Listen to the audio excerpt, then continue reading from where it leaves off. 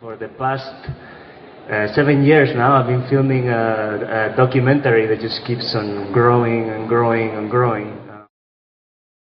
The first place we went to was Mexico, a place called Huautla de Jimenez. I don't know if you're familiar with it. Huautla de Jimenez was the village where Maria Sabina was from.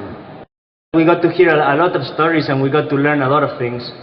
And what slowly became clear is to which degree, like this influx of visitors, had completely destabilized, which was basically a very small, very conservative, very far away village that had never really been visited by. This is the reason why the mushroom cult was surviving there, because it was truly so far.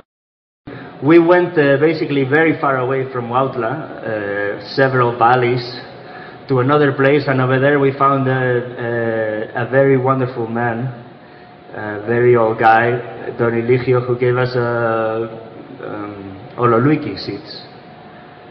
And I had an absolutely terrible night. There was a point really where I just gave up. I said, like, okay, they obviously know what they're doing. I don't know what is happening, and I'm just gonna put myself in their hands. And at this point I felt deeply, deeply, deeply white and deeply, deeply, deeply stupid. Really stupid. I felt really stupid about the questions that I've been making, about my stupid documentary, about the stupid fucking ideas that I had in my head when I arrived there, about everything. I'd been traveling all over the world, and it was like the only part of the world that interested me were certain substances and the people who gave them. And the rest of the environment, the rest of the country, the rest of the trip, the rest of their neighbors, the rest of their history, the rest of their culture, the rest of their economy, the rest of their knowledge, all of this I was leaving out because, my tunnel vision, it was just only when they talk about plants did my ear perk up. I mean, I'm going to say gringos because gringos are all the foreigners. Colonialism is the story of how the gringos came to this continent, and then they started to take everything. The overall effect is always the same. It's a slow eroding, we take more and more and more and more.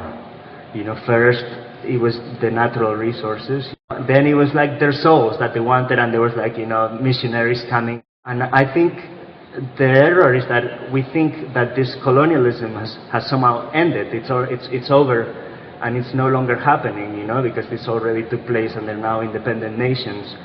But it isn't. It continues, and the latest version of it's a cultural colonialism. That means that the gringos are moving inside their culture like they moved inside their land.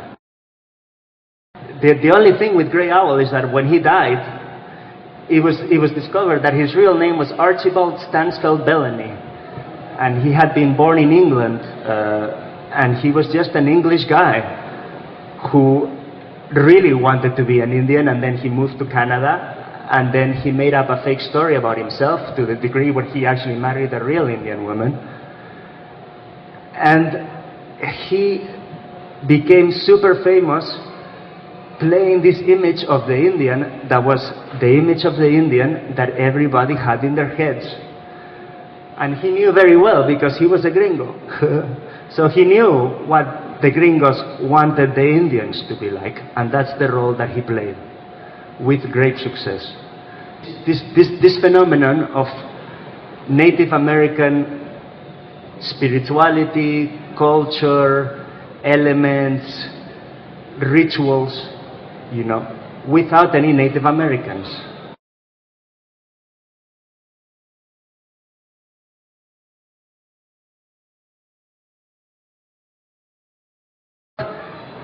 This is not shamanism, this is traditional medicine, and this is not something strange or small or exotic. It's the medicine of the world.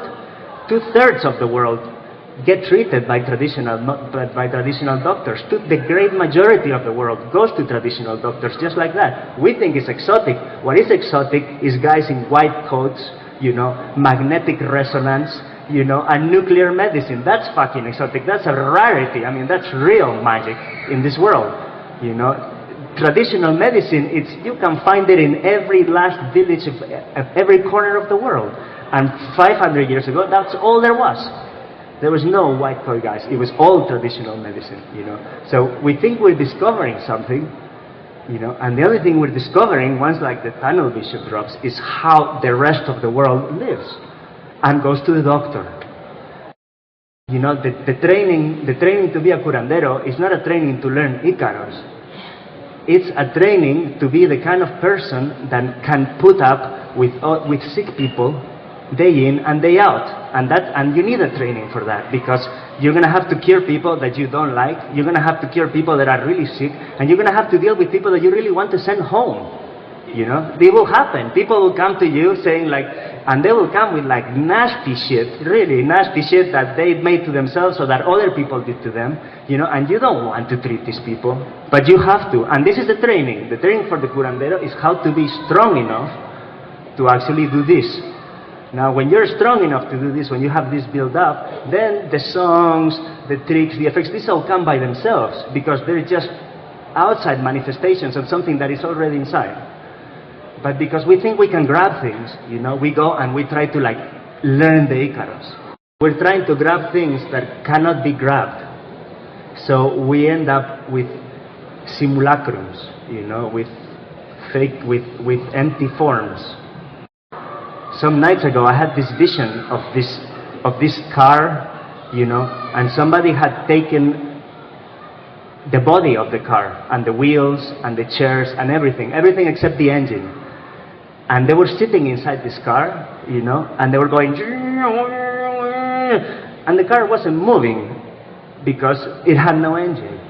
But they had drunk ayahuasca and they thought that the car was moving, you know. And this is the danger, that if you take the empty shape and you drink ayahuasca, you will think that the car is moving. You will think that something is happening. You will think that you have it. And what you have, it's an empty form, and you have no engine. And you have no engine. I mean, if you can't be a nurse, if you can't be a social worker, you can't be a curandero, you know. But we think, you know, and I'm guilty of this. I mean, I was there myself. I had all sorts of ideas and thought instincts and inspirations that it was coming and arriving to me, you know. We think, you know, because at least in my case, I came from taking drugs, that this was going to be like even better. It's going to be like the cool guy that has all the drugs and invites everybody, but even cooler, because it's like, well, it's got some like, you know, indigenous shine over it. Please, please, please be very careful. If you're going to enter other people's culture, you know, try to walk on your tiptoes. Try to be a fly on the wall, you know. Try to shut your mouth and open your eyes. And try to be careful. We can be spotted 500 meters away. We stand out like a sore thumb, you know, with the fucking ridiculous sneakers, the shorts, you know, the hair like this, the big bills. You know, we're standing in the middle of the rituals and we are like so different, you know, and out of ignorance, we are likely to do all sorts of stupid shit that we shouldn't do, and all sorts of very disrespectful things, you know, and it's out of ignorance. So all of a sudden you're in a situation where certain things that wouldn't normally fly have to fly, because this guy is going to give you, for one evening, 5 times the amount of money that you would make working in a week, maybe. You know, that's how it goes. So then, this very thing that fascinates us, and this very thing that we want to protect, and this very thing that we want to like maintain alive, and that seems to be in danger, we are actually, by our interest and by our